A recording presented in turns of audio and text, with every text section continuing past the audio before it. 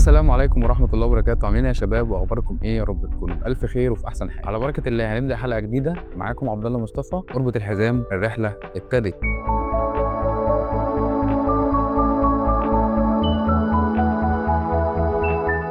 حلقتنا النهارده عن حاجة كلنا بنسمع عنها ومش بننكر وجودها، وهي الحسد. طيب ليه بيحصل وازاي بيأثر على حياتنا وهل ليه علاج ولا لا؟ يلا نفهم الموضوع مع بعض. الحسد هو انك تبص على اللي مع غيرك وتتمنى ان هو يزول، يعني مش بس اعجاب، لا ده شعور بالغيرة الممزوج بالنفسنة، وده كده كده موجود، وبالدليل ان ربنا ذكره في القرآن وقال ومن شر حاسد اذا حسد. طب ايه هي اسباب الحسد؟ اول حاجة قلة الرضا، ما بتشوفش نعمة ربنا اللي عندك. رقم اتنين المقارنة المستمرة، طول الوقت بتبص للي حواليك بدل ما تبص للي يخص. تالت حاجة ضعف الإيمان، الناس مش مصدقة إن الرزق بإيد ربنا. الحاجة الرابعة الغيرة المرضية، ما بتقدرش تفرح لغيرك حتى لو مالكش علاقة بحياته. طيب إيه أثر الحسد؟ أول حاجة إنه بيولد كره وقطع علاقات بين الناس. رقم اتنين بيخلي الإنسان بيبقى دايما عايش في توتر وهم لأنه دايما مركز في حياة غيره. رقم تلاتة بيضعف علاقتك بربنا لأنك دايما معترض على اسمته. رقم أربعة في ناس بتوصل لأنها تبوظ حياة غيرها سواء بكلمة أو بنظرة أو بطاقة سلبية. طب إيه هي طرق العلاج؟ أول حاجة الاستعاذة بالله، قول أعوذ بكلمات الله التامات من شر ما خلق ومن شر حاسد إذا حسد. الحاجة التانية الرضا والقناعة، افتكر دايما وحط جواك إن رزقك عمر ما حد غيرك هياخده. الحاجة التالتة الدعاء للغير، لما تشوف حاجة عند غيرك قول تبارك الله ما شاء الله. الحاجة الرابعة حاول تنشغل بنفسك،